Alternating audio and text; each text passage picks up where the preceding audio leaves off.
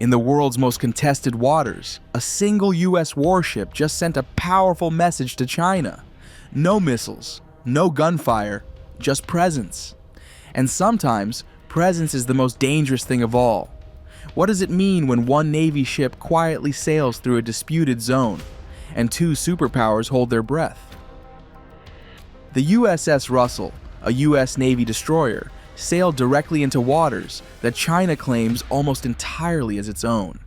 These aren't claims recognized by the international community. In fact, they've been legally rejected. But Beijing still insists. The US doesn't recognize those claims, and it's willing to show that on the water. This isn't just a patrol, it's a statement. And in a time when tensions are rising across Asia, the implications go far beyond this one operation. Let's be clear, this isn't just a sea. The South China Sea is one of the most vital maritime arteries on Earth. Over a third of global trade passes through here. Beneath the waves, massive reserves of oil and gas remain largely untapped. And above those waters, a dangerous web of competing claims. China, the Philippines, Vietnam, Taiwan, Malaysia, all laying claim to parts of this region. But China's claim is the most aggressive, based on the so-called 9-dash line, a sweeping curve that cuts deep into waters other nations call their own. If you're enjoying this video, make sure to subscribe and stay tuned for what's coming next.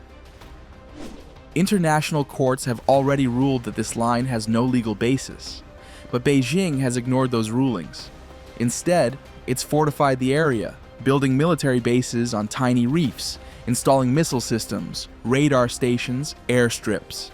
When the US sails a warship through here, it's not just about freedom of movement, it's about challenging the legitimacy of those claims. The USS Russell didn't fire a shot. It didn't threaten anyone. It simply passed through waters near the Spratly Islands without requesting China's permission.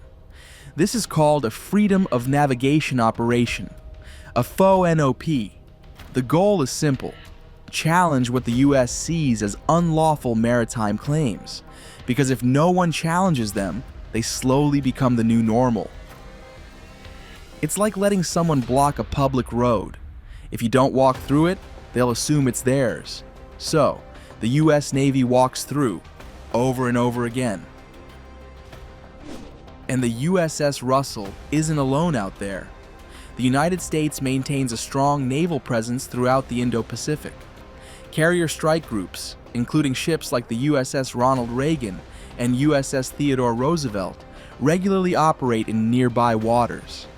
Amphibious assault ships, submarines, supply vessels, and destroyers like the USS Rafael Peralta or USS Dewey are part of a constant rotation.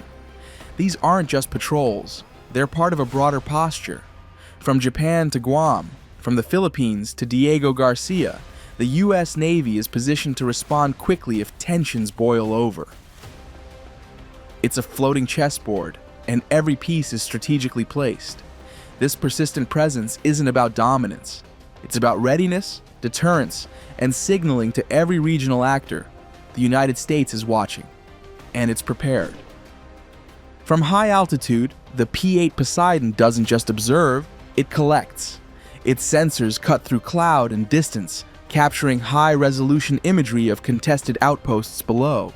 What it sees is unmistakable: sprawling runways on once-submerged reefs, hardened hangars, radar arrays, and missile systems. Clear signs of military infrastructure where there should be open sea. Each frame adds to a growing archive, building a detailed picture of strategic intent. In these images, the geopolitical stakes aren't hypothetical. They're visible, measurable, and very real.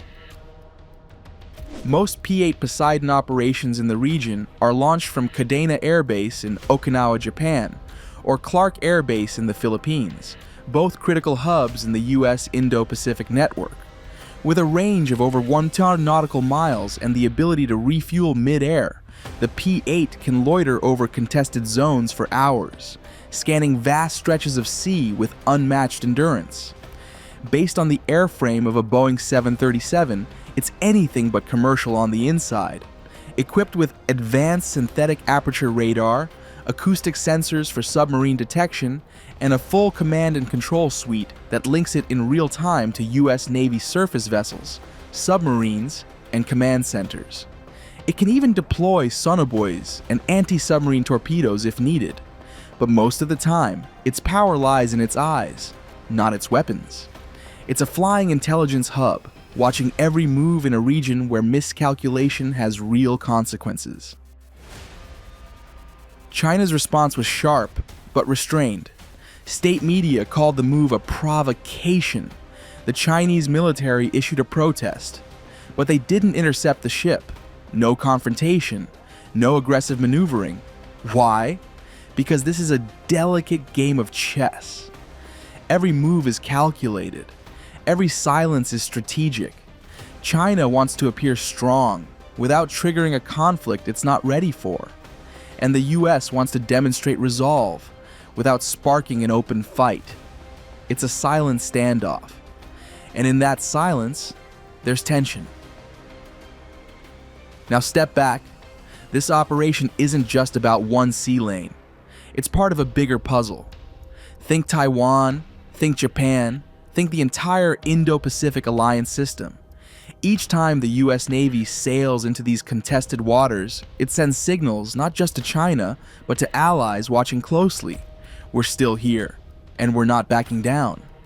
For Taiwan, surrounded by an increasingly assertive Beijing, this kind of show of force is a reminder that the US is still willing to push back, even if it's subtle, even if it's just a ship. And for countries like the Philippines and Vietnam, it's reassurance that they're not alone in facing a giant. Let's not kid ourselves. This is about more than territory. This is about rules, and who gets to write them. If powerful nations can ignore international rulings and no one enforces them, then what's the point of having rules at all? That's why these freedom of navigation operations matter. Not because of one reef or one ship, but because of what they represent. They're a line in the sand, or more accurately, in the sea. The USS Russell didn't shoot, but its message was loud and clear. These waters may be vast, but the space for diplomacy, it's getting tighter. So here's the question for all of us watching from afar. Are these operations keeping the peace, or pushing us towards something we won't be able to walk back from? Let me know what you think in the comments. Do you see these missions as necessary deterrents or dangerous provocations?